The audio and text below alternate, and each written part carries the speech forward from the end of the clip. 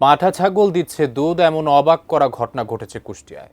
ক্ষুদ্র খামারি আবুল কাশেমের এই পাঁঠা ছাগল দেখতে উৎসুক জনতা ভিড় করছেন তার বাড়িতে। এই ঘটনাকে কেউ অলৌকিক বললেও এলাকাবাসী বলছেন এর আগে কখনো পাঁঠা ছাগলকে দুধ দিতে দেখেননি। অনেকে আজব ঘটনা বললেও প্রাণী সম্পদ কর্মকর্তা এটাকে জেনেটিক ফ্যাক্টের কথা বলেছেন। কুষ্টিয়া প্রতিনিধি শরীফুল ইসলামের পাঠানো তথ্য ও ছবিতে ডেস্ক রিপোর্ট। কুষ্টিয়া সদরের নগর মোহাম্মদপুর গ্রামের আবুল কাশেম প্রায় ৩০ বছর ধরে ছাগল পালন ও প্রজনন সেবা দিয়ে আসছেন। চট্টগ্রাম সহ দেশের বিভিন্ন জেলায় তার খামারের পাঁঠা ছাগল বিক্রি করে থাকেন। হঠাৎ করেই তার খামারের একটি পাঁঠা ছাগল দুধ দিতে শুরু করেছে। প্রতিদিন আধা কেজি করে দুধ সংগ্রহ করা হচ্ছে পাঁঠা ছাগলটি থেকে। এমন খবর এলাকায় ছড়িয়ে পড়লে উৎসুক জনতা ভিড় করে তার বাড়িতে। আবুল কাশেম জানান, তার খামারে ৫০ থেকে ৬০টি পাঁঠা ছাগল রয়েছে। এর মধ্যে কয়েকদিন ধরে ৩ বছর বয়সী একটি পাঁঠা ছাগল দুধ দিতে থাকে। সংগ্রহ করা দুধ তারা পানও করেছেন, অনেকে আবার শখ করেও খাচ্ছেন। পাঠাটা কেনা হলে মোটামুটি 7 কেনা মোটামুটি ৫-৬ মাস।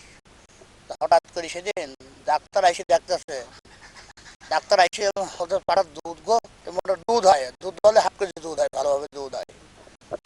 তোর সাথে আমরা দোয়াই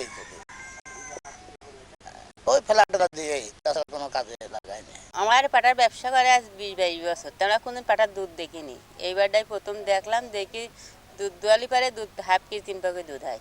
হঠাৎ আমরা 4-5 দিন হলে দেখিয়েছি, দেখি দুধ দোয়াইছি। RICL TMX, যুগের পর যুগ স্থাপনা থাকে মজবুত।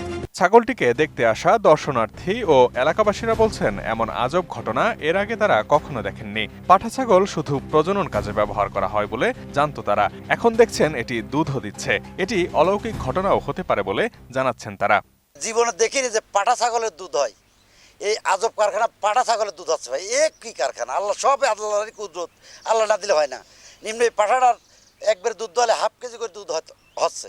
দুধটা একদম মানে আমরা গাভী গরুর যে দুধ খাই, একদম অরিজিনাল ওই রকম দুধ। এই প্রথম পাঠার আছে দুধ দোয়ানো, আমি এই জীবনে প্রথম দেখলাম। আর এরকম ঘটনা আমি আগে কখনো শুনি নাই। প্রথম দেখলাম পাঠার দুধ, জীবনে কোন দেখি না বা স্বপ্নও ভাবি নাই। তো দেখে খুব ভালো লাগলো। জিনিসটা ভালো, ক্ষতিকর না, উপকার আছে। পাঠার গোশত খাওয়া উপকার, পাঠার গ্যাস নিয়েও উপকার। হাঁপে যাদের ক্ষতি হবে তাদের জন্য উপকার আছে। তবে প্রাণী সম্পদ বিভাগের কর্মকর্তারা বলছেন এটি সাধারণ ঘটনা না হলেও কোনো অলৌকিক ঘটনা নয়। এটিকে জেনেটিক ফ্যাক্ট বলা হয়ে থাকে। হরমোনগত পরিবর্তনের কারণে এমন ঘটনা ঘটতে পারে। আর দুধের বিষয়টি ল্যাব টেস্টের মাধ্যমে বোঝা যাবে তা খাবার উপযোগী কিনা।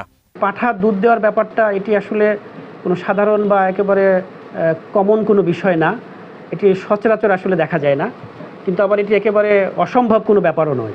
হাই ইল্ডিং বা মিল্কের কোনো ব্রিড যদি থাকে বা এর কোনো জেনেটিক বা কোনো ফ্যাক্টর যদি এখানে থাকে, আর যদি হরমোনাল কিছু ইমব্যালেন্স হয়, সেক্ষেত্রে একটা পাঠা থেকেও অনেক সময় দুধ দেওয়ার ঘটনা ঘটতে পারে।